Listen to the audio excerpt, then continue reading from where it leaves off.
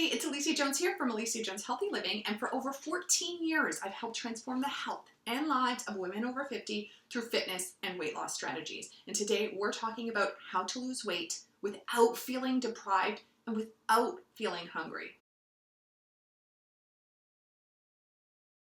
So there are some great weight loss programs out there and nutrition programs out there, and they absolutely love to teach what foods to avoid, what foods to enjoy.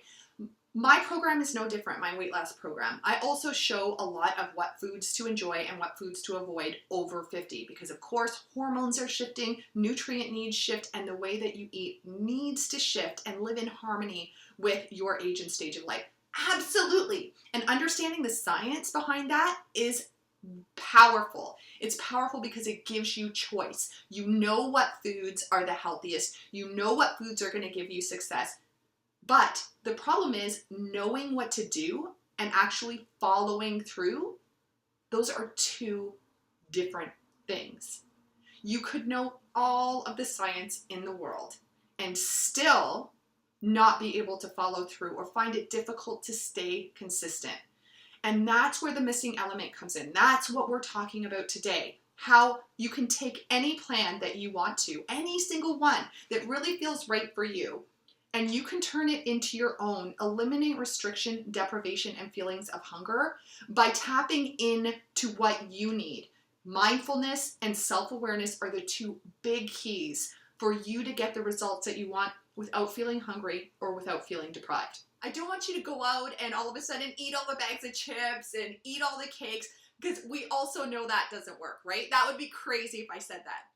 But with no matter what food there is out there, whether it's deemed a good food or a bad food, just go through these 4 steps that we're going to go through today. Is it worth it? Why? Sit with it for 5 minutes and then enjoy anyways. Let's go through them. Step number 1, you're going to ask yourself, is it worth it? Is that food worth it? With this question, go a little bit deeper. 1, how does it make you feel afterwards? So for example, when somebody offers me a glass of wine, for me, or maybe even for you, the answer is pretty simple right away. I know that I tend to get headaches if I've had a glass of wine, or even with 1 glass of wine, the next day I feel horrible. So is it worth it? The answer is no, almost right away. But you get me those donuts at the grocery store, the ones that are glazed, and when you lift up, oh my gosh, they're like dripping with sugar. Is it worth it? How am I going to feel afterwards? Well, if I have 1, I don't feel that bad. If I have 6 or the whole package, that's where the issue comes in, right? So is it worth it? How are you going to feel after you've had that product? 2, is it worth it for the overall goal? So for example, it might actually be worth it. Sometimes it is worth it. Sometimes your overall goal, for example, is to lose 50 pounds. Great. But knowing that this is the only food that you're going to have that gives you indulgence for that day, overall, over the course of your time frame to lose the weight, it is still worth it. Because after you've eaten the 1 donut or had the 1 glass of wine, afterwards, you might say, I don't need any more. I feel fine after I've had it. And yeah, in the long term, it's actually going to help me get to my goal because I'll be able to sustain this if every once in a while, every Saturday or one night of the week, I'm going to have this food item.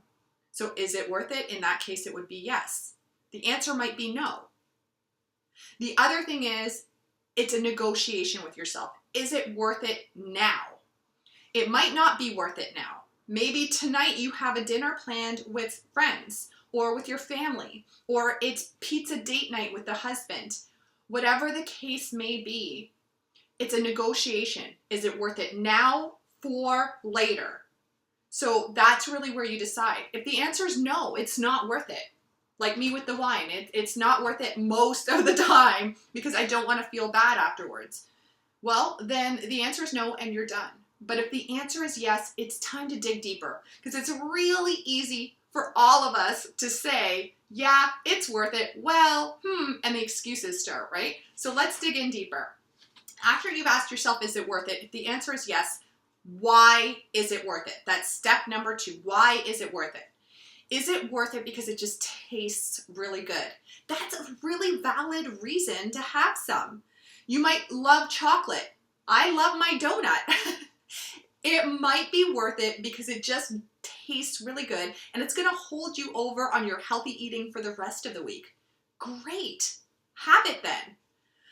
Is it worth it because you'd feel rude to say no? So maybe you've got a dinner planned that night and you're going to your friend's house and saying, I'm just going to have the broccoli and not this amazing meal you made. You might feel rude because of that.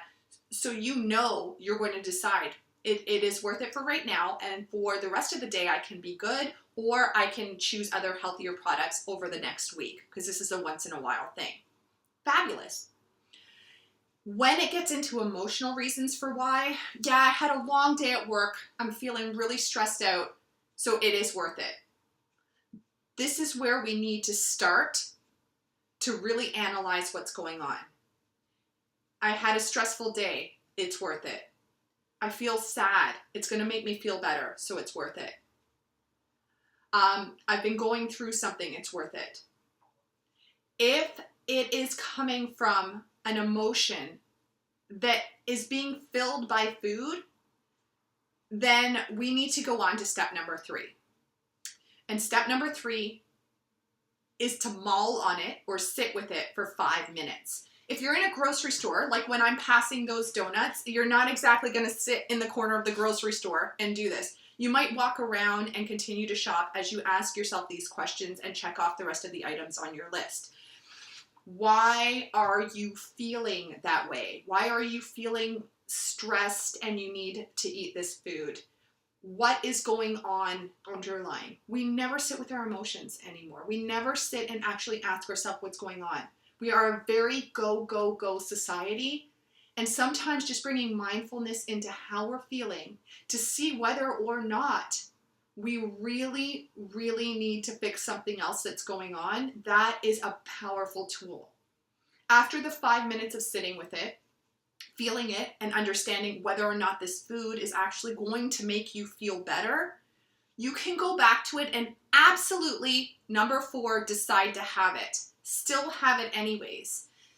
Choose it, put it in your basket, put it in your cart if you're in the grocery store, or decide you're going to eat that food. But create mindfulness with that too, and start with a proper portion size, a small portion.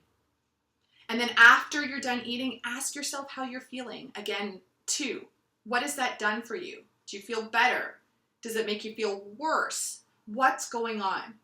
It's so powerful to connect again with your emotions, with the mindfulness, with self-awareness again, because it really does open up the doors to bring control and freedom into the foods that you eat. You don't have to feel hungry. So if you want to eat, for example, and you're feeling hungry, well, is it worth it to eat? Well, I'm hungry, my stomach hurts, so yeah, it is worth it to eat. You're going to have something. You're going to ask yourself why you want to eat. Is it coming from a place of emotional stress? Right now we're living in a time where there's a lot of stress. Or is it coming from you genuinely feeling hungry? If you're genuinely feeling hungry, great. You're going to eat, you're going to have the proper portion size of that, and then you're going to revisit after. Wow, now I feel full. Or no, I still feel hungry, and you would do that again. You can do this with absolutely any food, whether it's deemed good or bad. I know a lot of people are going to feel so afraid that they won't get results if they do this, that adding in some foods that might not be the perfect foods are not going to give them results. But the only way to create long-term success and lasting results is to eliminate that deprivation and learn what you need. It's a combination of the science and the mindfulness together. I hope that makes sense. Okay, good luck and let me know how it goes. This is Alicia Jones from Alicia Jones Healthy Living, and for over 14 years, I've helped transform the health and lives of women over 50 through fitness and weight loss strategies. I'll see you next time. Bye.